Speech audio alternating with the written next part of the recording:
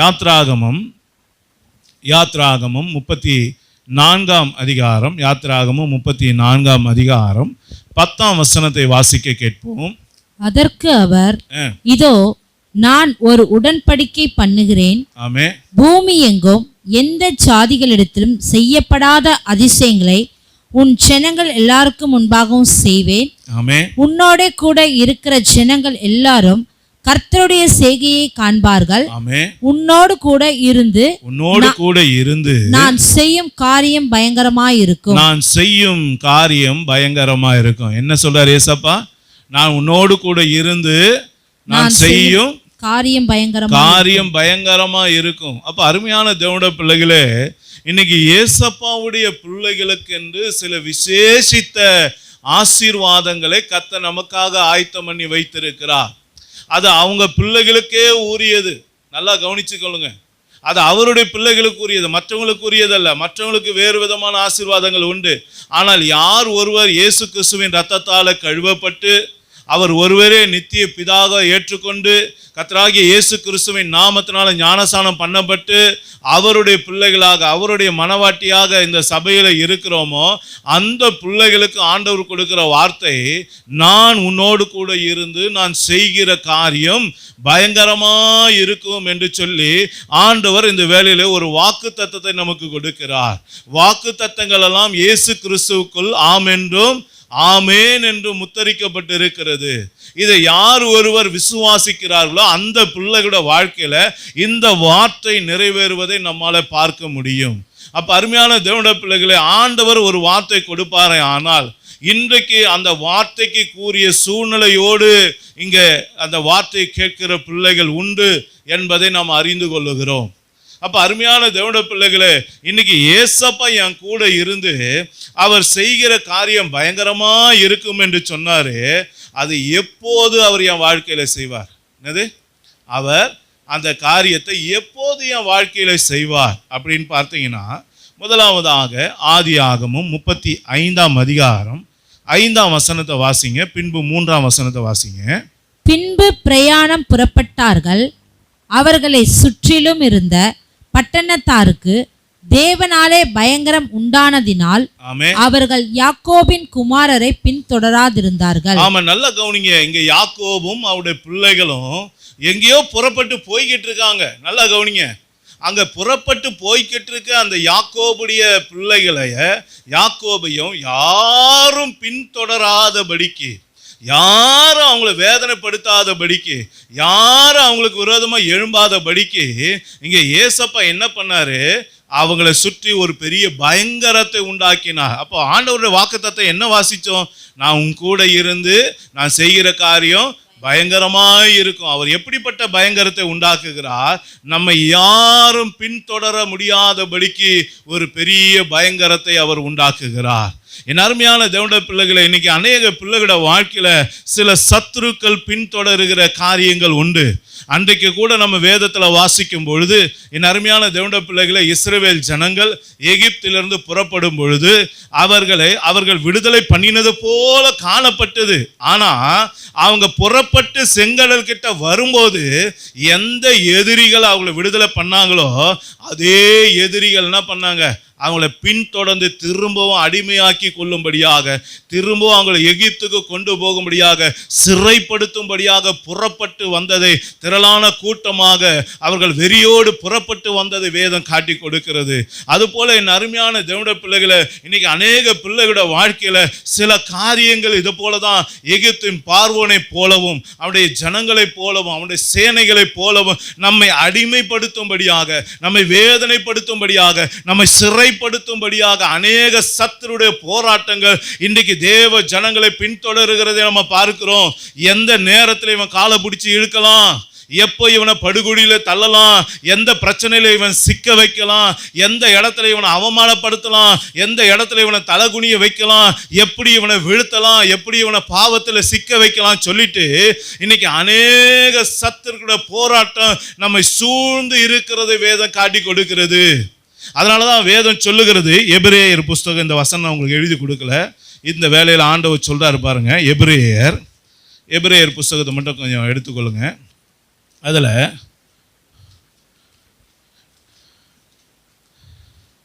12ஆம் அதிகாரம் 1ஆம் வசனத்தை வாசிங்க.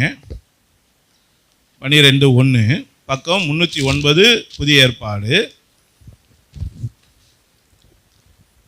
ஆகையால் மேகம் போன்ற இத்தனை திரளான சாட்சிகள் நம்மை சூழ்ந்து கொண்டிருக்க, ஆமென், பாரமான யாவற்றையும் நம்மை சுற்றி நெருங்கி நல்லா கவனிங்க, பாரமான யாவற்றையும் நம்மை சுற்றி நெருங்கி நிற்கிற பாவத்தையும் தள்ளிவிட்டு. என்னது நம்ம சுற்றி என்ன இருக்கா? பாவம். அது எப்படி இருக்கா? நெருங்கி நிற்குது. கவனிச்சிங்களா? உங்க கண்ணுக்கே தெரியாம உங்களை பாவத்துல விழ வைக்கிற சில பொல்லாத ஆவிங்க உங்களை நெருங்கி நிக்குதான். இச்சையில விழ வைக்கிறதுக்கு, வேசித்தனத்துல விழ வைக்கிறது, விபச்சாரத்துல விழ வைக்கிறதுக்கு, பொய் சொல்ல வைக்கிறதுக்கு, திருட வைக்கிறதுக்கு, கீழ்ப்படியாமை கொண்டு வர்றதுக்கு, அசட்டையை கொண்டு வர்றதுக்கு, சோம்பலை கொண்டு வர்றதுக்கு, இன்னைக்கு ஆவிக்குரிய வீழ்ச்சியை நம்ம இடத்துல கொண்டு வந்து பாவத்துல விழ வைத்து, எப்படியாகிலும் இயேசு கிறிஸ்துவே அவருடைய பிள்ளைகளை வெறுக்கும்படியாக ஒரு காரியத்தை நாம் எப்படியாகிலும் செய்துவிட மாட்டோமா என்று சொல்லி சில பொல்லாத ஆவிகள், சில சத்துருக்கள் இன்னைக்கு நம்மை பின்தொடர்கிறதை வேதம் காட்டி கொடுக்கிறது. அப்ப அருமையான தேவனுடைய பிள்ளைகளே, இப்படிப்பட்ட இந்த பொல்லாத கிரியைகளுக்கு நாம விலக்கி பாதுகாக்கப்பட வேண்டுமானால், என் அன்பு தேவ பிள்ளைகளே, இன்னைக்கு தேவன் சொன்ன அந்த வாக்குத்தத்தம் நம்முடைய வாழ்க்கையிலே நிறைவேற வேண்டும். அல்லேலூயா. அப்ப நல்லா கவனிங்க, யாக்கோபுடைய புத்திரர்களையும் யாக்கோபையும் அந்த யாரும் அவருடைய சத்துருக்களோ அவருடைய எதிரிகளோ யாரும் பின்தொடராதபடிக்கு கர்த்தர் அந்த இடத்துல பயங்கரத்தை உண்டாக்குனார்னா, அவங்க எங்க போனதுனால கர்த்தர் அந்த காரியத்தை செஞ்சார்? அவங்க என்ன பண்ணதுனால ஆண்டவர் அந்த வாக்குத்தத்தத்தை நிறைவேற்றினார்? அப்படி நீங்க பாத்தீங்கன்னா ஆதியாகமம் 35:3 வாசிங்க. நாம் எழுந்து பெத்தேலுக்கு போவோம் வாருங்கள். போங்க. நல்லா கவனிங்க, என்ன வார்த்தை சொல்லுது? நாம் எழுந்து பெத்தேலுக்கு போவோம் வாருங்கள். எனக்கு ஆபத்து நேரிட்ட நாளில் என் விண்ணப்பத்துக்கு உத்தரவு அருளி செய்து நான் நடந்த வழியிலே என்னோட கூட இருந்த தேவனுக்கு அங்கே ஒரு பலிபீடத்தை உண்டாக்குவேன் என்றான். ஆமா, நல்லா கவனிங்க. இப்ப எங்க போயிட்டு இருக்கான்ற சீக்கிரம் தெரிஞ்சு போச்சு. நல்லா கவனிங்க. அவன் பெத்தேலுக்கு புறப்பட்டு போறான். யாக்கோபு, அவன் மனைவி, அவன் பிள்ளைங்க, அவன் பேர பிள்ளைங்க எல்லாரும் இப்ப எங்க கிளம்பி போயிட்டு இருக்காங்க? பெத்தேலுக்கு புறப்பட்டு போறாங்க. ஆபத்து காலத்துல என்னை காத்த தெய்வத்தை அந்த இடத்துல பலிபீடத்தை கட்டி தொழுது கொள்ளும்படியாக இப்போ யாக்கோபு எங்க போறான்? பெத்தேலுக்கு போறான். இந்த பெத்தேல் என்பதனுடைய உண்மையான அர்த்தம் என்ன அப்படின்னு நீங்க பாத்தீங்கன்னா, ஆதியாகமம் 28ஆம் அதிகாரம் 17 19 வசனத்தை வாசிங்க. அவன் பயந்து, இந்த ஸ்தலம் எவ்வளவு பயங்கரமாய் இருக்கிறது, இது தேவனுடைய வீடே அல்லாமல் வேறல்ல, இது வானத்தின் வாசல் என்றான். அதிகாலையிலே யாக்கோபு எழுந்து தன் தலையின் கீழ் வைத்திருந்த கல்லை எடுத்து அதை தூணாக நிறுத்தி அதன் மேல் எண்ணெய் வார்த்து அந்த ஸ்தலத்திற்கு பெத்தேல் என்று பெயரிட்டான். என்ன பேர் விட்டான்? பெத்தேல் என்று பெயரிட்டான். என்ன அர்த்தம்? இது தேவனுடைய வீடு. நல்லா கவனிச்சிங்க. அப்ப தேவனுடைய வீடு தான் பெத்தேல். அப்ப பெத்தேலுக்கு புறப்பட்டு போவோம் வாருங்கள் சொல்லி யாக்கோபும் அவனுடைய பிள்ளைகளும் புறப்பட்டாங்கன்னா எங்க புறப்பட்டு போனாங்க? ஏசப்பாவுடைய வீட்டுக்கு புறப்பட்டு போனாங்க. அப்ப ஏசப்பாவுடைய வீட்டுக்கு புறப்பட்டு போகிற யாக்கோபையும் ஏசப்பாவுடைய வீட்டுக்கு புறப்பட்டு போகிற அவருடைய பிள்ளைகளையும் அவருடைய சந்ததிகளையும் ஒருவனும் பின்தொடர முடியாதபடிக்கு கர்த்தர் என்ன பண்ணாராம்? ஒரு பெரிய பயங்கரத்தை உண்டாக்குனார். அதனால அவருடைய சத்துருக்கள் அவங்களை பின்தொடரல அப்படின்னு வார்த்தை வாசிக்கிறோம். அப்ப நல்லா புரியுங்க.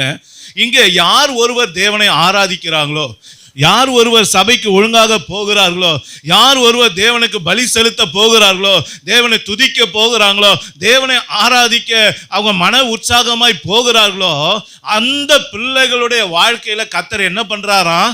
இப்படிப்பட்ட பயங்கரத்தை உண்டாக்கி எதிரிகள் நெருங்காதபடிக்கு, சத்துருடைய போராட்டம் எங்க பிள்ளைகளோட வாழ்க்கையில தலை தூக்காதபடிக்கு கர்த்தர் அதை என்ன பண்றாரு? அடக்கி போடுகிறான். தம்முடைய பிள்ளைகளுக்காக கர்த்தர் என்ன பண்றாரு? யுத்தம் பண்ணுகிறதை இங்க வேதம் காட்டி கொடுக்கிறது. அப்ப அருமையான தேவனுடைய பிள்ளைகளை, இன்றைக்கு இந்த வாக்குத்தத்தம் நம்முடைய வாழ்க்கையில நிறைவேற வேண்டுமானால் இன்றைக்கு நாம ஒரு தீர்மானம் செய்யணும். என்ன செய்யணும்? ஆண்டவரை ஆராதிக்க நான் நிச்சயம் கடந்து செல்லுவேன். ஆண்டவரை தொழுது கொள்ள ஒவ்வொரு வாரமும் நான் சபைக்கு ஒழுங்காக கடந்து செல்லுவேன் அப்படின்னு ஒரு தீர்மானத்தை எடுத்து வைராக்கியமாக கர்த்தரை ஆராதிப்பதில், வைராக்கியமாக கர்த்தரை துதிப்பதில், வைராக்கியமாக கர்த்தருடைய சமூகத்தை தேடுவதில் நீங்களும் நானும் இருப்போமே ஆனால் இந்த வாக்குத்தத்தம் நம்முடைய வாழ்க்கையில நிறைவேறுவது நிச்சயம். இன்னைக்கு இதே வாக்குத்தத்தம் உங்களை சுற்றி நடக்கும். உங்களை சுற்றி கர்த்தர் பயங்கரத்தை உண்டாக்குவார். உங்களை கொண்டு கர்த்தர் பெரிய காரியங்களை செய்வார். யோசிச்சு பாருங்க. அப்ப இன்னைக்கு அருமையான தேவனுடைய பிள்ளைகளே, வேதத்தை நீங்க வாசிக்கும் போது கடந்த வாரத்தில் கூட நாம தாவீதை குறித்து என்ன பார்த்தோம்? தாவீது தேவனுடைய ஆலயத்துக்கு போவதை குறித்து என்ன பண்ணான்? பெரிய ஏக்கத்தோடு இருந்தான், பெரிய தாகத்தோடு இருந்தான். போன வாட்டி நம்ம பார்த்தோம் சங்கீதத்துல என்ன போட்டு இருந்தது? தேவனுடைய ஆலயத்துக்கு எப்போது போவேன்னு சொல்லி அவன் உள்ளம் உருகுகிறதை மான்கள் நீரோடைய வாஞ்சித்து கதறுவது போல.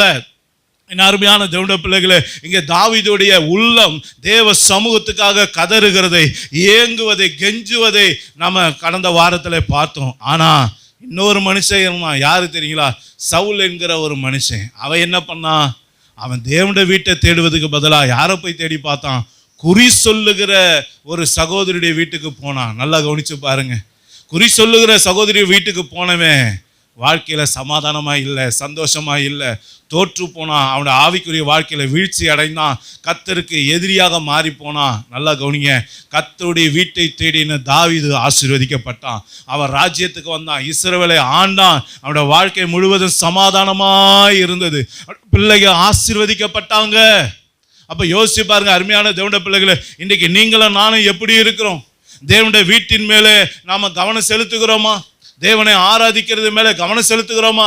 அதனாலதான் அருமையான பவுல் வேதத்துல இப்படியாக எழுதி வைத்திருக்கிறார். என்ன? சபை கூடுதலை அநேகர் விட்டு விடுகிறது போல நாம விட்டு விடாது இருப்போமாக என்று சொல்லி ஒரு எச்சரிப்பின் செய்தி வேதத்துல எழுதி கொடுத்திருக்கிறார். அப்ப அருமையான தேவனுடைய பிள்ளைகளை, ஓய்வு நாளை கரெக்டா ஆசரிக்கணும், சபை கூடுதலுக்கு ஒழுங்கா வரணும், சபை கூடுதல் மன உற்சாகமாய் பங்கெடுக்கணும். ஏன்னா இது நமக்கும் நம்முடைய ஆண்டவராகிய இயேசு கிறிஸ்துவுக்கும் அடையாளமாய் இருக்கிறது. இதை யார் ஒருவர் ஒழுங்காக தேவனை ஆராதிக்க வராங்களோ அந்த பிள்ளைகளோட வாழ்க்கையில அன்றைக்கு யாக்கோபுக்கு நிறைவேறினது போல அந்த பயங்கரமான கிரியைகள் யாக்கோபுக்காக அவனுடைய சந்ததிக்காக வெளிப்பட்டது போல இன்னைக்கு தேவ சபைக்கு ஒழுங்காக வருகிற பிள்ளைகளோட வாழ்க்கையில அவருடைய குடும்பத்துல நிறைவேறும். கர்த்தர் உங்களை ஆசீர்வதிப்பார். அல்லேலூயா. இரண்டாவதாக ஒரு காரியத்தை பார்ப்போம். நியாயாதிபதிகளின் புஸ்தகம் 13ஆம் அதிகாரம் 6ஆம் வசனத்தை வாசிக்க கேட்போம். அப்பொழுது அந்த ஸ்திரீ தன் புருஷனிடத்தில் வந்து, தேவனுடைய மனுஷன் ஒருவர் என்னிடத்தில் வந்தார், அவருடைய சாயல் தேவனுடைய தூதரின் சாயலை போல மகா பயங்கரமாய் இருந்தது. யாருடைய சாயல்? அங்க வந்த ஒரு தேவ தூதரை போல இருந்த ஒருத்தருடைய சாயல். அது யாரு? வேற யாரும் இல்லை, ஏசப்பா தான். ஏசப்பா வராரு. யாருக்கு? சிம்சோனுடைய அப்பா அம்மாவுக்கு தரிசனமாக காட்சி. நல்லா கவனிங்க. ஏசப்பாவுடைய முகம் இப்ப யார் மாதிரி இருக்கான்? தேவ தூதனுடைய முகத்தை போல இருந்து, அதுவும் எப்படி இருந்ததுதான்? பயங்கரமா இருந்தது என்று சொல்லி அங்கே சொல்லப்பட்டு இருக்கிறது. அப்ப அருமையான தேவனுடைய பிள்ளைகளே, இன்றைக்கு தேவ தூதருடைய சாயலை குறித்து பார்ப்போம். மார்க்கு 12ஆம் அதிகாரம் 25ஆம் வசனத்தை வாசிங்க. மார்க் 12:25. மரித்தோர் உயிரோடு எழுந்திருக்கும் போது கொல்வனையும் கொடுப்பனையும் இல்லை, கொல்வனையும் கொடுப்பனையும் இல்லை, அவர்கள் பரலோகத்தில் இருக்கிற தேவ தூதரை போல் இருப்பார்கள். யாரை போல இருப்பாங்க? தேவ தூதர்களை. யாரை பத்தி இந்த வசனம் சொல்லுது? நம்ம பத்தி தான் சொல்லுது. நல்லா கவனிங்க. நாம உயிரோடு எழுந்து கொள்ளும் போது என்னது? நல்லா கவனிங்க. நாம உயிரோடு எழுந்து கொள்ளும் போது, ஏசப்பாவோட வருகையில் எடுத்துக்கொள்ளப்படும் போது நாம எப்படி இருப்போமா? தேவ தூதர்களை போல இருப்போமா? யாரை போல? தேவ தூதர்களை போல இருப்போம் அப்படின்னு சொல்ல. அப்போ தேவ தூதரின் சாயலை நீங்களும் நானும் எப்போ அணிந்து கொள்ளுவோம்? எப்போ உயிரோடு எழுந்திருப்போமோ அப்பதான் நம்ம அணிந்து கொள்ளுவோம். ஆனா இங்கே வசனம் சொல்லுது பாருங்க. அப்போஸ்தலர் 6ஆம் அதிகாரம் 15ஆம் வசனத்தை வாசிங்க. ஆலோசனை சங்கத்தில் உட்கார்ந்திருந்த அனைவரும் அவன் மேல் கண்ணோக்கமாய் இருந்து அவன் முகம் தேவதூதன் முகம் போல் இருக்க கண்டார்கள். யாருடைய முகம்? தேவதூதன் போல். ஸ்தேவானுடைய முகம் இங்க வேதம் சொல்லுது தேவதூதனுடைய முகத்தை போல இருக்க கண்டார்கள். நல்லா கவனிங்க. உயிரோடு இருக்கும் போதே பரலோகத்தின் சாயல் இன்னைக்கு ஸ்தேவானுடைய முகத்துல காணப்பட்டது. யாருடைய முகத்துல? யாசிச்சு பாருங்க. ஸ்தேவானுடைய முகத்துல என்ன காணப்பட்டதான்? பரலோகத்தின் சாயல் மரித்ததுக்கு அப்புறம் நம்ம உயிரோடு எழுந்ததுக்கு அப்புறம் நமக்கு கொடுக்கிறாரு பாருங்க அந்த தேவ தூதருடைய சாயல். தேவ தூதரை போல இருப்போம் என்று சொன்னார் பாருங்க. அந்த சாயலை இப்ப ஆண்டவர் யாருக்கு கொடுத்திருக்கிறாரு? உயிரோடு இருக்கிற ஸ்தேவானுக்கு கொடுத்திருக்கிறார். அப்ப அருமையான தேவனுடைய பிள்ளைகளே, இன்றைக்கு யார் ஒருவர் அதிகமாக தேவனுடைய சமூகத்தில் ஜெபித்து தேவனோடு சஞ்சரித்து மறுரூபமாக்கப்படுகிற அனுபவத்துக்குள்ள கடந்து வருகிறாங்களோ, ஆவிக்குரிய அனுபவத்துல கடந்து வருகிறார்களோ, அந்த பிள்ளைகளுக்கு இப்படிப்பட்ட சாயலை பூமியில இருக்கும் போதே பெற்றுக்கொள்ளுவாங்க. நல்லா கவனிங்க. இயேசு கிறிஸ்து மறுரூப மலைக்கு ஏறி நடந்து போனார். கூடவே கூட யார் போனாங்க? பேதுரு, யோவான், யாக்கோபும் போனாங்க. இந்த 3 சீசர்களுக்கு கண்களுக்கு முன்பதாக ஏசப்பா அப்படியே மறுரூபமானார் என்று வசனம் சொல்லுது. நல்லா கவனிங்க. இந்த பூமியில அவர் உயிரோடு இருக்கும் போதே அவர் என்னவானாரு? மறுரூபமானார். அதே போல ஸ்தேவான் உயிரோடு இருக்கும் போது என்னவானா? தேவ தூதனுடைய சாயலை போல அவனுடைய முகம் மாறியது. அப்ப அருமையான தேவனுடைய பிள்ளைகளை, இன்றைக்கு யார் ஒருவர் அதிகமாக ஜெபத்துல விழித்து இருக்கிறாங்களோ, அதிகமாய் தேவனோடு சஞ்சரிக்கிறாங்களோ, அந்த பிள்ளைகளோட வாழ்க்கையில என் அருமையான தேவனுடைய பிள்ளைகளை பரலோக சாயல் இப்பொழுதே தெரிய ஆரம்பிச்சிடும். என்னது? பரலோக சாயல் இப்பொழுதே தெரிய ஆரம்பிச்சிடும். மோசே எப்போதும் தேவனோடு சஞ்சரித்து கொண்டே இருந்தான். திடீர்னு பார்த்தா மோசையோட முகத்தை பார்க்க முடியல. என்ன அப்படின்னு பார்த்தீங்கன்னா, மோசையோட முகம் பயங்கர பிரகாசமா இருக்கு. ஏன்? அவன் தேவனை சந்திக்க சந்திக்க சந்திக்க என்ன ஆயிப்போச்சு? தேவ பிரசனம் அப்படியே மோசேவை நிரப்ப ஆரம்பிச்சிருச்சு. இப்ப மோசேவை பார்க்கும்போது இஸ்ரவேல் ஜனங்களால பார்க்க முடியல. யோசிச்சு பாருங்க. தேவனோடு சஞ்சரிக்கிறவன் மறுரூபமாக்கப்பட்டுக்கிட்டே இருப்பான். ஆவிக்குரிய வாழ்க்கையிலேருந்து இந்த பூமிக்குரிய வாழ்க்கையிலேருந்து அவன் யாரா மாறிக்கிட்டே இருப்பான்? பரலோக வாசியாய் மாறிக்கிட்டே இருப்பான். மறுரூபத்தின் சாயலை அடைவான். இன்னைக்கு நாம எப்படி இருக்கோம்? யோசிச்சு பாருங்க. நாம எப்படி இருக்கோம்? இன்னைக்கு நம்ம சாயல் எப்படி இருக்கு? பரலோகத்துக்குரிய சாயலை நம்ம அணியிறோமா, இல்ல இந்த பூமிக்குரிய சாயலை அணிந்து கொண்டு இருக்கிறோமா? யோசிச்சு பாருங்க. இன்னைக்கு மண்ணுக்குரிய சாயலை நம்ம நாடுறோமா, இல்ல பரத்துக்குரிய சாயலை நாடுறோமா? பரத்துக்குரிய சாயலை நாடுறவங்க கீழானவைகளை அல்ல, மேலானதை தேடுவாங்க.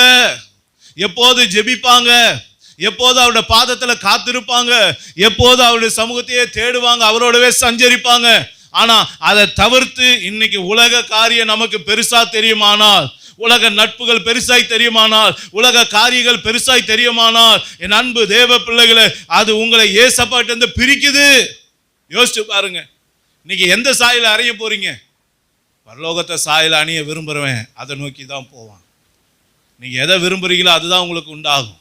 அதனால ஆண்டவர் சொன்னார், நீ விசுவாசிக்கிறபடியே உனக்கு ஆக கடவுது. எனக்கு பரலோகம் வேணும்னு யார் விசுவாசிக்கிறாங்களோ அவங்க அங்கதான் இருப்பாங்க, தேவ சமூகத்திலே இருப்பாங்க. எப்படி மோசே தேவனோடு சஞ்சரித்து கொண்டே இருந்தானோ, அதே போல ஏனோக்கு சஞ்சரித்து கொண்டே இருந்தானோ, அதே போலதான் இருப்பாங்க.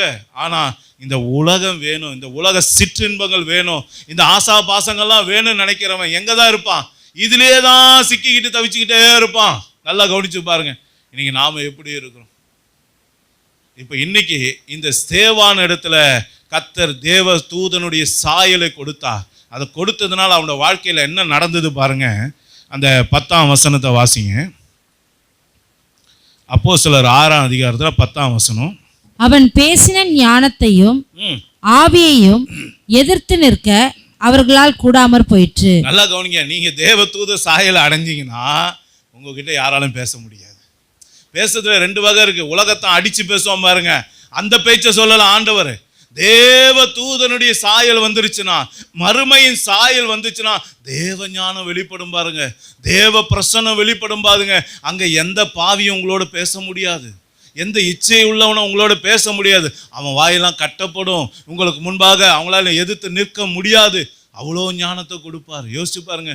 பேதுரு படிப்பறிவு இல்லாதவன், அவனோடு கூட இந்த யோவானை படிப்பறிவு இல்லாதவன். ஆனா வசனம் சொல்லுகிறது, எல்லாம் அந்த பரிசேயரும் சதிசேயரும் பார்த்து படிப்பறிவு இல்லாத இவங்களுக்கு எப்படி வேத வசனம் தெரிஞ்சது அப்படின்னு கேட்கும்போது ஒரு வார்த்தை சொல்லப்பட்டிருக்கு, அவங்க இயேசுவோடு இருந்தாங்க. நல்லா கவனிங்க. நீங்களும் நானும் இயேசுவோடு இருந்தா படிக்க தெரியாத நமக்கு அவர் கற்றுக் கொடுப்பா, வசனம் தெரியாதவங்களுக்கு வசனத்தை கற்றுக் கொடுப்பா, ஆவிக்குரிய அனுபவம் இல்லாதவனுக்கு ஆவிக்குரிய அனுபவத்தை கற்றுக் கொடுப்பா. இன்னைக்கு நாம யார் கூட பழகிறோம்? உன் பழக்க வழக்கம் யாரோட இருக்கு? யோசிச்சு பாருங்க. பேதுருவும் சீசர்களும் இயேசுவோட பழகினாங்க, அதனால இயேசுவை போலவே மாறினாங்க. இன்னைக்கு நாம எப்படி இருக்கோம்? இயேசுவை போல பேதுரு மாறினாரா இல்லையாங்க? 12 வருடம் பெரும்பாடுள்ள ஸ்திரீ என்ன பண்ணா? ஏசப்பாவுடைய வஸ்திரத்தை தொட்டு அற்புதத்தை பெற்றுக்கொண்டா. அப்போஸ்தலர் நடவடிக்கை வாசிச்சு பாருங்க. பேதுரு நடந்து போகும்போது அவளோட வஸ்திரத்தை தொடுறதுக்கு பர்மிஷன் கேட்டாங்க. ஏன்னா அவ்வளோ அற்புதம் நடந்தது பேதுரு மூலமா. நம்ம ஏசப்பா கிட்ட ஒரு காரியத்தை தான் பார்த்தோம், ஆனால் பேதுருக்கிட்ட என்னாச்சு? பல காரியத்தை பார்க்குறோம்.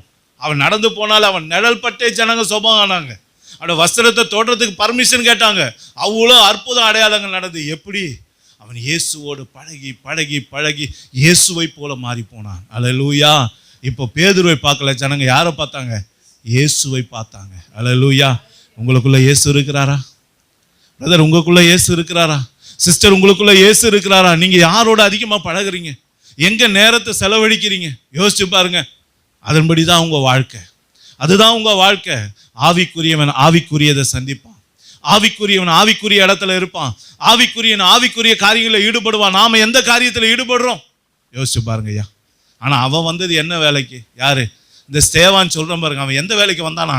அப்போஸ்தலர் 6ஆம் அதிகாரம் 2-3 வசனத்தை வாசிங்க. அப்பொழுது 12 சீஷர் கூட்டத்தை வரவழைத்து, நாங்கள் தேவ வசனத்தை போதியாமல் பந்தி விசாரணை செய்வது தகுதியல்ல. ஆதலால் சகோதரரே, பரிசுத்த ஆவியும் ஞானமும் நிறைந்து நற்சாட்சி பெற்றிருக்கிற 7 பேரை உங்களில் தெரிந்து கொள்ளுங்கள். அவர்களை இந்த வேலைக்காக ஏற்படுத்துவோம். நல்லா கவனிங்க. எந்த வேலைக்கு? பந்தி விசாரணை செய்து. பந்தி விசாரணை உங்களுக்கு தெரியும்ல. கல்யாணத்துக்கு போனீங்கன்னா, இங்கே சாம்பார் சாம்பார் வேணுமா, சாப்பாடு வேணுமா, ரசம் வேணுமா, பொரியல் வேணுமா கேட்குறாங்க பாருங்க. இதுக்கு பேர் தான் என்னது? பந்தி விசாரிப்பு. நல்லா கவனிங்க. இந்த வேலைக்கு வந்தவன் தான் இந்த ஸ்தேவான். எந்த வேலைக்கு? பந்தி விசாரிப்பு வேலைக்கு தான். சாப்பாடு கொடுக்கறதுக்கு, சாம்பார் ஊற்றத்துக்கு, ரசம் ஊற்றத்துக்கு வந்தவன் தான். சிஸ்டர், உங்களுக்கு இன்னும் சாப்பாடு வேணுமா, வேற ஏதாவது வேணுமா கேட்க வந்தவன் தான். ஆனால் நல்லா கவனிங்க, அவனுக்குள்ள இந்த வேலை செய்யறதையும் செஞ்சுக்கிட்டு அப்படியே சீசர்களோட என்ன பண்ண ஆரம்பிச்சான்? தேவனுக்கு பிரியமான வாழ்க்கை வாழ ஆரம்பிச்சான். தேவனோடு சஞ்சரிக்க ஆரம்பிச்சான். பரிசுத்த ஆவியால நிரம்ப ஆரம்பிச்சான். நல்லா கவனிச்சு பாருங்க. இன்றைக்கு அந்த பந்தி விசாரணை செய்யற அந்த சாதாரண ஸ்தேவானுடைய முகம்தான் பரலோக தேவ தூதனுடைய சாயலை அவன் அணிந்திருந்தான். யோசிச்சு பாருங்க ஐயா. நீங்கள் சபையில் சாதாரண காரியத்தை செய்யலாம், பெருக்கிற காரியத்தை செய்யலாம், க்ளீன் பண்ணுற காரியத்தை செய்யலாம், ஒரு டீ கொடுக்குற காரியத்தை செய்யலாம். ஆனால் அது முக்கியம் இல்லை. ஆனால் சபையில் அப்படியே ஆவியில் நிரம்ப ஒப்பு கொடுங்க, அபிஷேகத்தில் நிரம்ப ஒப்பு கொடுங்க, கர்த்தரை துதிக்க ஒப்பு கொடுங்க, ஆராதிக்க ஒப்பு கொடுங்க. நீங்கள் எந்த வேலை செய்கிறீங்க முக்கியம் இல்லை. படிப்பு இல்லாததோ எதுவும் முக்கியம் இல்லை. ஆனால் உங்களுக்கு ஏசப்பாவுக்குள்ள இருக்க தொடர்பு என்ன? நீங்கள் அவரோடு எவ்வளோ நேரம் சஞ்சரிக்கிறீங்க, எவ்வளோ நேரம் அவருடைய சமூகத்தில் காத்திருக்கீங்க, அதை பொறுத்து தான் உங்கள் வாழ்க்கை மாறும், உங்கள் சூழ்நிலை மாறும். கர்த்தர் உங்களை ஆவியில் எடுத்து வல்லமையாக பயன்படுத்துவா. யோசிச்சு பாருங்க. அவர்கிட்ட நெருங்குறவங்க பயங்கர பிரகாசமாக இருப்பாங்க. தூரமாக இருக்கவங்க ஏதோ கொஞ்சம் பிரகாசமாக இருப்பாங்க. நாம் எப்படி? யோசிச்சு பாருங்க. அப்போ இன்றைக்கு அருமையான தேவனுடைய பிள்ளைகளை, இரண்டாவதாக நான் உங்களோடு கூட இருந்து நான் செய்யும் காரியம் பயங்கரமாக இருக்கும் என்ற வார்த்தையின்படி, முதலாவது தேவனுடைய வீட்டை தேடுகிற பிள்ளைகளுடைய வாழ்க்கையில் அவர் பயங்கரமான காரியத்தை செய்கிறார். இரண்டாவதாக, யார் ஒருவர் பூமியில் வாழும்போது அவரோடு சஞ்சரித்து மறுரூபத்தின் சாயலை, பரலோக சாயலை இப்பொழுதே பெற்றுக்கொள்ளுகிறார்களோ அந்த பிள்ளையோட வாழ்க்கையில் ஆண்டவர் என்ன பண்றாரு? பெரிய காரியங்களை, பயங்கரமான காரியங்களை அவர் செய்கிறார் என்று வேதம் சொல்லுகிறது. மூன்றாவதாக 1 சாமுவேலின் புஸ்தகம் 11ஆம் அதிகாரம் 6-7 வசனத்தை வாசிங்க. சவுல் இந்த செய்திகளை கேட்டவுடனே தேவனுடைய ஆவி அவன் மேல் இறங்கினதினால் அவன் மிகவும் கோபம் உண்டவனாகி ஓரினை மாட்டை பிடித்து துண்டித்து அந்த ஸ்தானாபதிகள் கையிலே கொடுத்து இஸ்ரவேல் நாடுகளுக்கெல்லாம் அனுப்பி, சவுலின் பின்னாலேயும் சாமுவேலின் பின்னாலேயும் புறப்படாதவன் எவனோ அவனுடைய மாடுகளுக்கு இப்படி செய்யப்படும் என்று சொல்லி அனுப்பினான். அப்பொழுது கர்த்தரால் உண்டான பயங்கரம், என்னது? கர்த்தரால் உண்டான பயங்கரம் ஜனத்தின் மேல் வந்ததினால் ஒருமனப்பட்டு புறப்பட்டு வந்தார்கள். நல்லா கவனிச்சீங்களா? கர்த்தருடைய பயங்கரம் அடுத்தது என்ன செய்தான்? ஒரு மனதை கொண்டு வருகிறது. நல்லா கவனிங்க. முதல்ல என்ன பார்த்தோம்? சத்துரு பின்தொடர்கிறதை கர்த்தர் தடுக்கிறார் என்பதை பார்த்தோம். இரண்டாவது, கர்த்தருடைய பயங்கரம் வெளிப்படும் போது ஸ்தேவானோட வாழ்க்கையில என்ன வெளிப்பட்டது? ஞானம் வெளிப்பட்டது. ஒருவரும் எதிர்த்து பேச முடியாத ஞானத்தை, வாக்கு சுத்தத்தை கர்த்தர் கொடுத்தார், வல்லமையை கொடுத்தார். இங்கே வேதம் சொல்லுகிறது பாருங்க, இந்த சவுல் என்கிற மனுஷன் தேவ ஆவியினால நிறைந்து அவன் சில காரியத்தை செய்யும் போது வசனம் சொல்லுகிறது, கர்த்தருடைய பயங்கரம் வெளிப்பட்டு எல்லா ஜனங்களையும் ஒருமனம் படுத்தியது என்று வேதம் சொல்லுகிறது.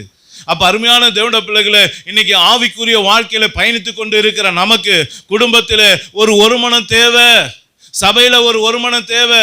ஒரு மனம் இல்லாத ஒரு மனுஷனையும் கர்த்தர் எடுத்து பயன்படுத்த முடியாது. ஒரு மனம் இல்லாத குடும்பம் விளங்கவே விளங்காது. வீட்டில் எல்லாருக்கும் ஒரே சிந்தை இருக்கணும், ஒரே எண்ணம் இருக்கணும், ஒரே கீழ்ப்படிதல் இருக்கணும். இப்படி இருந்தாதான் சபையா இருந்தாலும் சரி, ஆவிக்குரிய ஐக்கியமா இருந்தாலும் சரி, குடும்பமா இருந்தாலும் சரி, அது ஒழுங்கா ஓடும். நல்லா கவனிங்க. 2 மாடு பூட்டப்பட்ட அந்த மாட்டு வண்டியில ஒரு மாடு ஒரு பக்கமோ இன்னொரு மாடு ஒரு பக்கமோ போனா அந்த மாட்டு வண்டி ஒழுங்கா போய் சேருமா? போக வேண்டிய இடத்துக்கு யோசிச்சு பாருங்க. அப்போ ஒன்று சேர போனோம், அதுக்கு பேர் தான் என்னது? ஒரு மனம். ஒரு மாடு வேகமாகவும் போகக்கூடாது, ஒரு மாடு ஸ்லோவாகவும் போகக்கூடாது. நல்லா கவனிச்சுக்கொள்ளுங்க. 2 மாடை எப்படி தான் போய் ஆகணும்? ஒரே வேகத்தில், ஒரே தன்மையில், ஒரே விதத்தில் போனாதான் அந்த உள்ள இருக்கிற பொருளும் ஆளும் பத்திரமா போய் சேர வேண்டிய இடத்துக்கு போவாங்க. நல்லா கவனித்து பாருங்க. இதுக்கு பேர் தான் ஒரு மனம். அப்போ ஒரு மனம் நம்மகிட்ட இருந்தா இன்னைக்கு பெரிய காரியங்களை நம்ம பெற்றுக்கொள்ள முடியும். ஒரு மனம் எங்கு உண்டு அங்க விடுதலை உண்டு என்று வேதம் சொல்லுகிறது. இன்னைக்கு ஒரு மனதோடு சீசர்கள் கூடி ஜெபித்த இடத்துல தான் கர்த்தர் என்ன பண்ணாராம்? பெரிய அசைவை உண்டு பண்ணினார், பரிசுத்த ஆவியின் அபிஷேகத்தை ஊற்றினார். அப்ப நல்லா கவனிங்க. உங்க ஜெபத்துல ஒரு மனம் இருக்கா? குடும்ப ஜெபம் வரும்போது ஒரு மனதோடு கூடி வரமா? சபைக்கு வரும்போது ஒரு மனதோடு வருமா? ஒரு தீர்மான குடும்பத்தில் எடுக்கும்போது ஒரு மனதோடு இருக்கிறோமா? இன்னைக்கு யோசிச்சு பாருங்க. ஒரு மனம் இல்லாத குடும்பம் சீரழிக்கப்படும், ஒரு மனம் இல்லாத குடும்பங்கள் நாசமா போகும். இன்னைக்கு ஒரு மனம் இல்லாத வாழ்க்கை ஒண்ணு இல்லாம போயிடும். அப்ப இன்னைக்கு இந்த ஒரு மனத்தை எது கொடுக்கும்? பரிசுத்த ஆவியினால நிறைந்த ஒரு மனுஷனுடைய வாழ்க்கையில இந்த ஒரு மனம் கொடுக்கப்படுகிறது. யோசிச்சு பாருங்க. சவுல் பரிசுத்த ஆவியினால் நிரப்பப்பட்டவன்தான் இந்த ஒரு மனதுடைய மகிமையை அவன் பார்த்தான். அப்ப இன்னைக்கு அருமையான தேவனுடைய பிள்ளைகளே, இன்னைக்கு நம்மகிட்ட பரிசுத்த ஆவியின் நிறைவான அபிஷேகம் இருக்கா? நாம ஜெபிக்கும் போது பரிசுத்த ஆவியினால நிரப்பப்படுறோமா? ஆராதனைக்கு வந்தா பரிசுத்த ஆவியினால நிரப்பப்படுறோமா? அங்க இங்க பார்க்காதீங்க. உங்க தனிப்பட்ட வாழ்க்கையை பாருங்க. உங்க பாத்திரம் நிரம்பி வழிதான் பாருங்க. நீங்க அது இல்லாம வந்து தேவனை ஆராதிக்கிறது வேஸ்ட், வீணான ஒரு காரியம். எல்லாம் கவனிங்க. அவங்க பண்றாங்க, இவங்க பண்றாங்க. நாம எப்பயா நிரம்பப்படுவோம்? நாம எப்போ அபிஷேகத்தால நிரப்பப்படுவோம்? இன்னும் அபிஷேகம் பெறாம இருந்தா எப்படி பரலோகம் போவோம்? ஏன்னா வேதம் சொல்லுகிறது, பரிசுத்த ஆவி தான், அந்த அபிஷேகம் தான் நமக்கு என்னது? முத்திரையாய் கொடுக்கப்பட்டு இருக்கிறது. எடுத்த பல்ல போகிற அந்த காரியத்துக்குரிய முத்திரை எது? பரிசுத்த ஆவி தான், அந்த அபிஷேகம் தான். அப்ப இன்னைக்கு இந்த முத்திரை இல்லைன்னா எடுத்துக்கொள்ளப்படுறதுல போகவே முடியாது. அப்ப இன்னைக்கு பரிசுத்த ஆவியின் அபிஷேகம் எவ்வளவு தேவை? எத்தனை பேர் அதை வாஞ்சிக்கிறோம்? எத்தனை பேர் அதுக்காக தாகத்தோடு, ஆண்டவரே என்னை நிரப்புங்கப்பா, உங்க பரிசுத்த ஆவினால நிரப்புங்க, என்னை அபிஷேகத்தால நிரப்புங்க, எத்தனை பேர் காத்து கிடக்கிறோம்? யோசிச்சு பாருங்க. இன்னைக்கு அந்த அபிஷேகம் பெற்றா இன்னைக்கு நம்ம குடும்பத்தில் ஒரு மனதை பார்க்க முடியும். அந்த அபிஷேகத்தை பெற்றா இன்னைக்கு நம்முடைய சபையில ஒரு மனதை பார்க்க முடியும். அந்த அபிஷேகத்தை பெற்றா நம்ம கூடுகிற ஜபங்களில அற்புதத்தை காண முடியும். யோசிச்சு பாருங்க. யோசிச்சு பாருங்க ஐயா. இன்னைக்கு பரிசுத்த ஆவியின் அபிஷேகம் நமக்கு வேணும். அப்போ மூன்றாவதாக, ஆண்டவர் யாரை கொண்டு பெரிய காரியங்களை செய்கிறார்? யாருக்கு பெரிய காரியங்களை செய்கிறார்? யார் பரிசுத்த ஆவியின் அபிஷேகத்துல நிறைந்த ஒரு வாழ்க்கை இருக்கோ அந்த பிள்ளைகளோட வாழ்க்கையில அவர் பயங்கரமான காரியத்தை செய்து அந்த குடும்பத்துல ஒரு மனதை கொண்டு வரார். அல்லேலூயா. பிரதர், நீங்க அபிஷேகத்துல நிரம்பி இருந்தா, சிஸ்டர் நீங்க அபிஷேகத்துல நிரம்பி இருந்தா, உங்க பிள்ளைங்கள் வாழ்க்கையில ஒரு பயத்தை கொண்டு வருவாருங்க, ஒரு பயங்கரத்தை கொண்டு வருவார். தானா ஓடி வருவாங்க. உங்க மேல இருக்க அபிஷேகம் அதை செய்யும். சிஸ்டர், உங்க மேல இருக்க அந்த அபிஷேகம் அதை செய்யும். உங்க அபிஷேகத்தை அனல் மூட்டி எழுப்புங்க. உங்க அபிஷேகத்தை அனல் மூட்டி எழுப்புங்க. அது இன்னும் பெருகட்டும். உங்க பாத்திரம் நிரம்பி வடியட்டும். நீங்க நிரம்ப நிரம்ப நிரம்ப அது ஒவ்வொருத்தரையும் பயமுறுத்தும். அந்த அபிஷேகம் பயங்கரமான காரியத்தை செய்யும். அன்றைக்கு மோசேவை பார்த்து இஸ்ரவேல் ஜனங்களும் அந்த எகிப்தியர்களும் பயந்து நடுங்கினது போல, என் அருமையான தேவனுடைய பிள்ளைகளை, அபிஷேகம் பண்ணப்பட்ட எலியாக்கு முன்பாக எல்லாரும் நடுங்கினாங்க, எலிசாக்கு முன்பாக நடுங்கினாங்க. இன்னைக்கு அந்த பயம் உங்களை கொண்டு வரும். உங்க மனைவி கிட்ட, உங்க பிள்ளை கிட்ட, உங்க கணவர்கிட்ட, உங்க குடும்பத்தார், இனத்தார், ஜனத்தார், சபையின் பிள்ளைகள் மத்தியில அந்த பயம் வரும். இன்னைக்கு அந்த அபிஷேகம் எங்க? அபிஷேகம் எங்க? அபிஷேகம் இருக்கா? ஏன் பிள்ளைங்க கீழ்ப்படிய மாட்றாங்க? என் மனைவி கீழ்ப்படிய மாட்றாங்க? என் குடும்ப காரியம் சரியில்லாம போகுது, அங்க ஒன்று இங்க ஒன்று தருதலை மாதிரி தெரிய காரணம் என்ன? என் அருமையான தேவனுடைய பிள்ளைகள், அபிஷேகம் இல்லாத குடும்பம். அதனால சத்துரு ஈஸியா மேற்கொண்டு போயிட்டே இருக்கான். யோசிச்சு பாருங்க, அபிஷேகம் என்ன? அபிஷேகம் என்ன? அபிஷேகம் நுகத்தை முறிக்குங்க. சத்துரு எவ்வளவு நுகத்தடியை கொண்டு வந்தாலும் இயேசுவின் நாமத்தினால இங்க பெற்றுக்கொண்ட அபிஷேகம் எல்லாத்தையும் முறியடிக்கும். நீங்க ஜெயித்து முன்னேறிக்கிட்டே போவீங்க. யோசிச்சு பாருங்க. வசனம் சொல்லுது, எரேமியா 20:11 வாசிங்க. கர்த்தரோ பயங்கரமான பராக்கிரமசாலியாய் என்னோடு இருக்கிறார், ஆகையால் என்னை துன்பப்படுத்துகிறவர்கள் மேற்கொள்ளாமல் இடறுவார்கள். என்ன பண்ணுவாங்க? உங்களை துன்பப்படுத்துறவங்க மேற்கொள்ளாமல் இடறுவாங்க. எப்போது? நீங்க கர்த்தருடைய அபிஷேகத்தை சுமக்கிற பாத்திரமா, கர்த்தரின் வல்லமையின் பாத்திரமாக, நீங்க அபிஷேகத்தால நிறைந்து வழிகிற பாத்திரமாக இருந்தா இன்னைக்கு உங்களை துன்பப்படுத்துறவங்களை நீங்க மேற்கொள்ளுவீங்க. அததான் வசனம் சொல்லுது. வாசிங்க. அப்புறம் தங்கள் காரியம் வாய்க்காதபடியால் மிகவும் வெட்கப்படுவார்கள். ஆமா, உங்களை வீழ்த்தலாம் நினைக்கிறவங்களா வெட்கப்பட்டு போவாங்க. மறக்கப்படாத நித்திய லட்சை அவர்களுக்கு உண்டாகும். கவனிச்சீங்களா?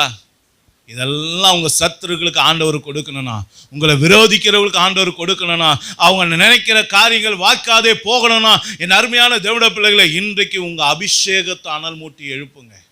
அதுதான் பவுல் தீமோத்தேயுக்கு சொன்னார். தீமோத்தேயுவே, உனக்கு கொடுத்த வரத்தை அனல் மூட்டி எழுப்பு அப்படின்னு சொல்றாரு. ஏன்? பரிசுத்த ஆவியினால நிரப்பப்படணும். நல்லா கவனித்து பாருங்க என் அருமையான தேவனுடைய பிள்ளைகளை, நாம அசாதாரண வாழ்க்கை வாழ அழைக்கப்பட்டவங்க. ஒரு சாதாரண வாழ்க்கை அல்ல. கர்த்தர் உங்களை ஒரு தீர்க்கதரிசியாக, ஒரு சுகமாக்குகிற பிள்ளைகளாக, அற்புதங்களை செய்கிற பிள்ளைகளாக, அதிசயங்களை செய்கிற பிள்ளைகளாக கர்த்தர் உங்களை எடுத்து பயன்படுத்த விரும்புகிறார். நீங்கள் உங்களை விட்டு கொடுத்து பாருங்க, நீங்க எப்படிப்பட்ட பாத்திரமா மாறுவீங்க பாருங்க.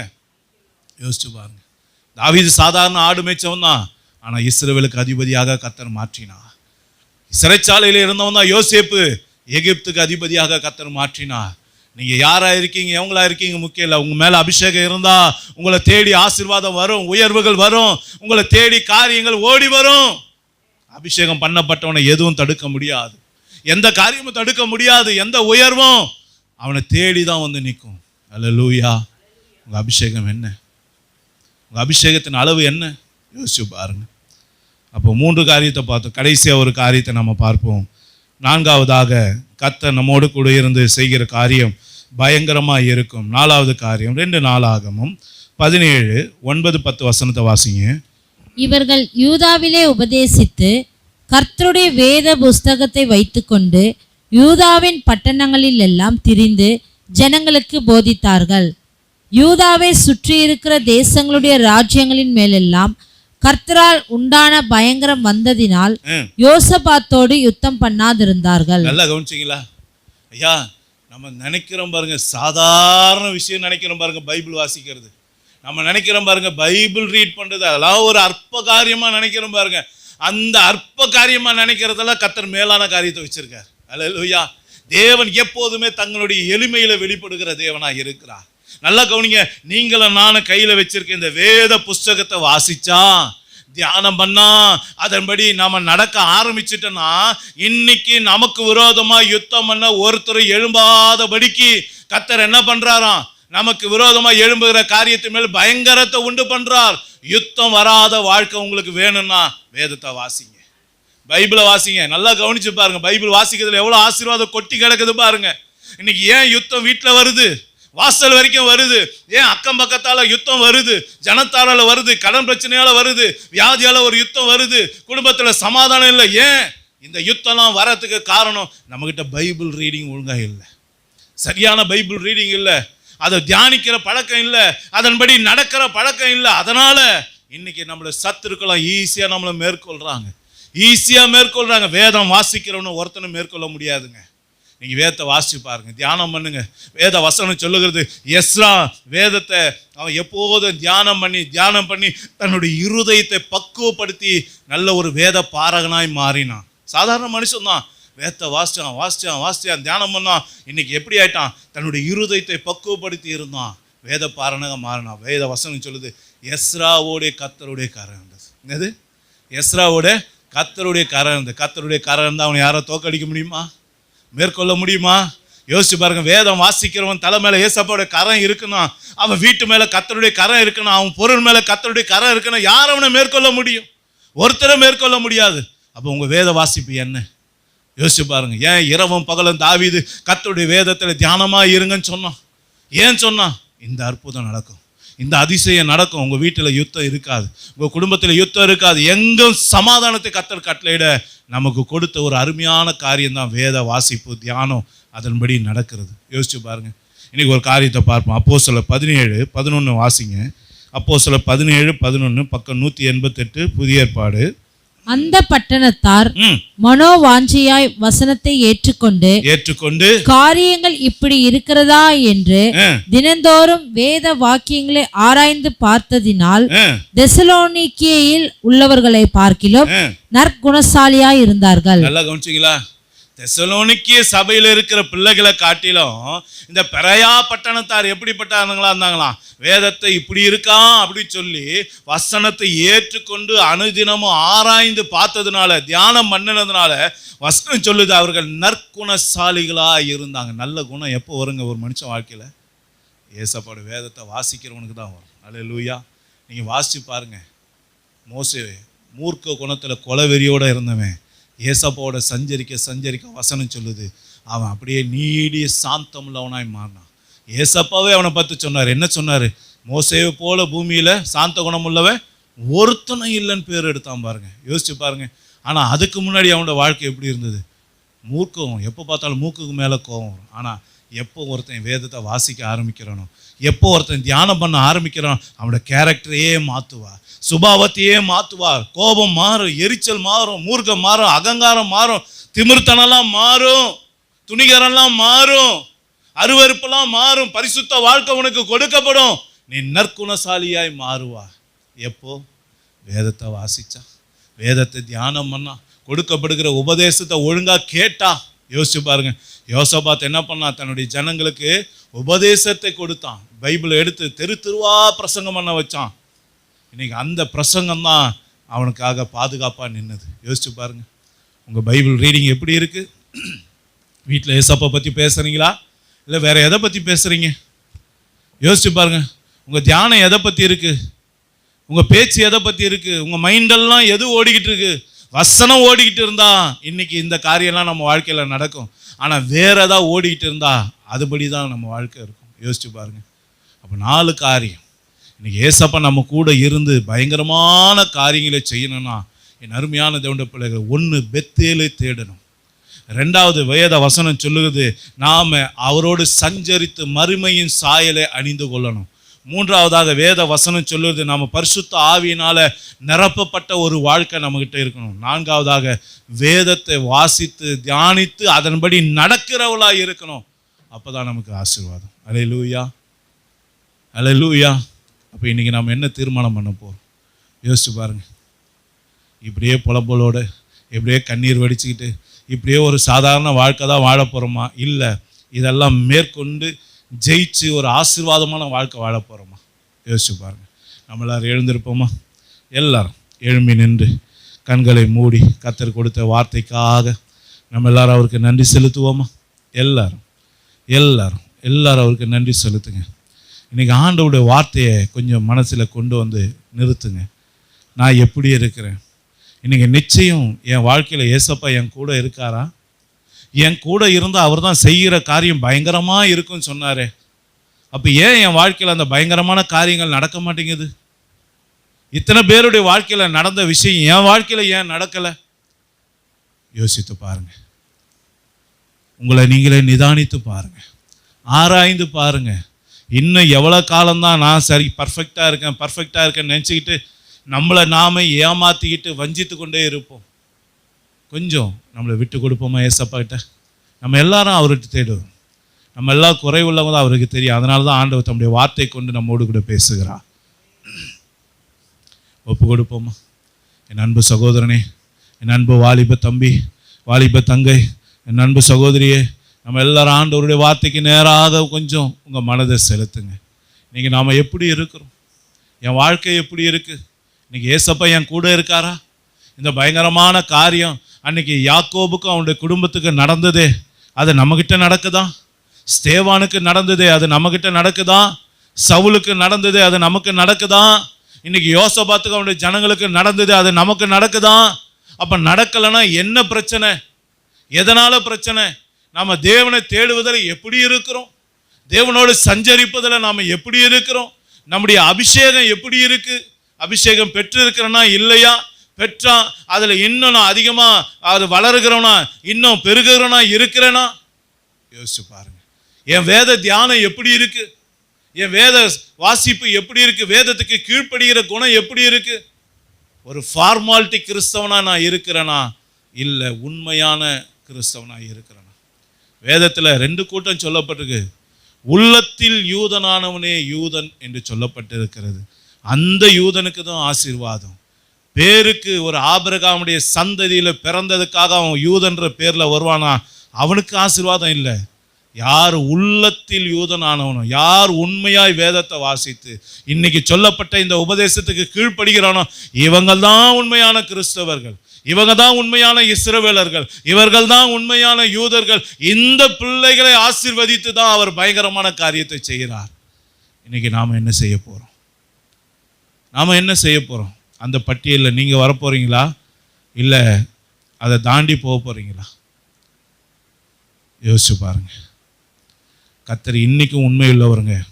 நாம் இப்படிப்பட்ட வாழ்க்கை நம்மகிட்ட இருந்தால் நமக்கும் கர்த்தர் இந்த காரியத்தை செய்ய உண்மையுள்ளவர். அவர் நேற்றும் இன்றும் என்றும் மாறாதவர். அவர்கிட்ட மாற்றமே கிடையாது. இன்னைக்கு தாவீது நடந்தது போல நாமளும் நடந்தால் நமக்கு அதை செய்வார். இன்னைக்கு இந்த ஸ்தேவான் செய்தது போல நாமும் செய்வோம்னா நமக்கும் அதை நம்முடைய வாழ்க்கையில செய்வார். அவர்கிட்ட மாற்றமே இல்லை. உங்க வாழ்க்கை எப்படி? நீங்கள நானே எப்படி? ஒப்பு கொடுப்போமா? ஒப்பு கொடுப்போமா? வருக சமீபமாக இருக்க. இன்னும் அலட்சியமாக இருந்தா, இன்னும் போகட்டும் போகட்டும் அப்படின்னு விட்டீங்கன்னா, ஒரு நாள் திடீர்னு வருக சந்திக்கும் போது கைவிடப்பட்ட சூழ்நிலை வரும். புத்தி இல்லாத கன்னிகை அப்புறம் கதவை தட்டு தட்டு தட்டு தட்டி கதறினாங்க, கண்ணீர் வடிச்சாங்க, ஆனால் கதவு திறக்கப்படலை. ஏசா இப்படிதான் எல்லா ஆசீர்வாதத்தையும் யாக்கோபு பெற்றுட்டு போனதுக்கு அப்புறம் அழுகுறான், புலம்புறான். ஆனா திரும்ப மனம் மாறுதல் அடையவே இல்லை. ஆசீர்வாதத்தை பெறுவதற்கு தகுதி இல்லாதவன் என்று சொல்லி அவன் தள்ளப்பட்டான் என்று வேதம் சொல்லுகிறது. ஆனா இன்னைக்கு ஆண்டவர் சொல்றார், இன்றே ரட்சணியனா, இன்றைக்கே உன்னை ஒப்பு கொடுத்தாயானால் இந்த சூழ்நிலை மாறும், உனக்கு இந்த ஆசீர்வாதம் பெற்றுக்கொள்ளுவாய் என்று சொல்லி ஆண்டவர் நம்மோடு கூட பேசுகிறார். எத்தனை பேர் இந்த ஆசீர்வாதத்தை பெற்றுக்கொள்ள ஒப்பு கொடுக்க போறீங்க? ஏசப்பா, இனிமேல் ஒழுங்காக உங்கள் வீட்டை தேடி வருவேன், உங்கள் சபையை ஒழுங்காக தேடி வருவேன், உங்கள் சமூகத்தை ஒழுங்காக தேடி வருவேன். தீர்மானம் பண்ணுங்க. உங்களை ஆராதிக்க ஒழுங்காக வருவேன்ப்பான்னு ஒரு தீர்மானம் பண்ணுங்க. அதில் அலட்சியம் காட்ட மாட்டேன்ப்பா, நிர்விசாரமாக இருக்க மாட்டேன், ஏனோ தானவென்று இருக்க மாட்டேன், சபைக்குள்ளே நான் உண்மையாக உத்தமாக தேவனை ஆராதிப்பேன், இந்த இடத்துல உண்மை தவிர வேற எந்த ஒரு காரியத்துக்கு நான் இடம் கொடுக்க மாட்டேன். ஒரு தீர்மானம் பண்ணுங்க. என் அருமையான தேவ பிள்ளைகளே, அவரோடு சஞ்சரிக்கிறவன் மேலானதை தான் தேடுவான், கீழானதை அல்ல, மேலானதை தேடுவான், மேலான வாழ்க்கையை தேடுவான். அதை நோக்கி போறவன் மற்றவன் பார்வைக்கு பைத்தியக்காரனாக தான் இருப்பான். உங்கள் வாழ்க்கை எப்படி? உங்களை பார்த்து மற்றவங்க பைத்தியக்காரன் சொல்கிறாங்களா? அப்போனா நீங்கள் பாக்கியவான். இல்லை, இந்த பிரதர் கரெக்டாக இருக்கார், இந்த சிஸ்டர் கரெக்டாக இருக்கான்னு சொன்னால் நாம் பரலோகத்துக்கு அன்ஃபிட் ஆகிட்டு இருக்கோம், பரலோகத்தை விட்டு தூரமாக உலகத்தான மாறிக்கிட்டு இருக்கோன்னு அர்த்தம். கொஞ்சம் ஒப்பு கொடுத்துங்க. இன்னைக்கு ஸ்தேவான் வாழ்ந்தது உலக வாழ்க்கையில் தான் இருந்தான். ஒரு சாதாரண பணிவிட சர்வெண்ட் வேலை தான் செஞ்சான். ஆனால் ஆவிக்குரிய வாழ்க்கையில் அவன் உச்ச நிலையை அடைந்தான். நீங்கள் என்ன வேலை வேணா செய்யுங்க, டீச்சராக இருங்க, அல்லது ஈவெண்ட் ஆர்கனைசராக இருங்க, அல்லது வேற ஏதாவது கம்பெனியில் வேலை செய்யுங்க, ஸ்டூடெண்ட்டாக இருங்க, எதுவாக வேணா இருங்க, தப்பு இல்லை. ஆனால் அதன் மத்தியில் உங்கள் ஆவிக்குரிய வாழ்க்கையில் கொஞ்சம் கவனம் செலுத்துங்க. அதில் முன்னேறி செல்லுங்க. உங்கள் ஜெப ஜீவியத்தில் முன்னேறி செல்லுங்க. அதுதான் நமக்கு முக்கியம். அதுதான் நமக்கு முக்கியம். அதுதான் முக்கியம். கைவிடப்பட்ட சூழ்நிலை வேண்டாமே. கொஞ்சம் ஒப்பு கொடுப்போமா? பணிவிடைக்காரன் தான், ஆனால் ஆவிக்குரிய வாழ்க்கையில் பயங்கரமானவன், பரிசுத்த ஆவியினால நிறைந்தவன், விசுவாசத்தினால நிறைந்தவன், பெரிய பெரிய காரியங்களை செய்தான் என்று ஸ்தேவானை குறித்து சொல்லப்பட்டிருக்கு. இன்னைக்கு நம்ம வாழ்க்கை என்ன?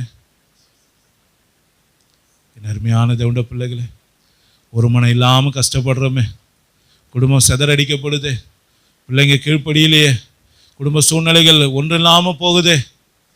இது எப்போ மாறும்? அபிஷேகம் வரும்போது, அபிஷேகம் உன்னை நிரப்பும் போது, அளவில்லாமல் நிரப்பும் போது ஒரு மனம் தானா தேடி வரும், பயம் தானா தேடி வரும், கீழ்ப்படிதல் தானா தேடி வரும். இன்னைக்கு உன் அபிஷேகத்தை அதிகமாக்கு என்று சொல்லி கர்த்தர் சொல்லுகிறா. வேத தியானத்தை அதிகமாக்கு, அவரோடு சஞ்சரிக்கிறது அதிகமாக்கு. ஒரு தீர்மானம் பண்ணு, இன்றே ரட்சணிய நாள், இன்றைக்கு நீ உன்னை ஒப்பு கொடுப்பாயானால் இதனோட மகிமையை நீ காண்பா என்று கர்த்தர் சொல்லுகிறா. ஒப்பு கொடுப்போமா? நம்ம எல்லாரும் அர்ப்பணித்து ஜெபிப்போம்.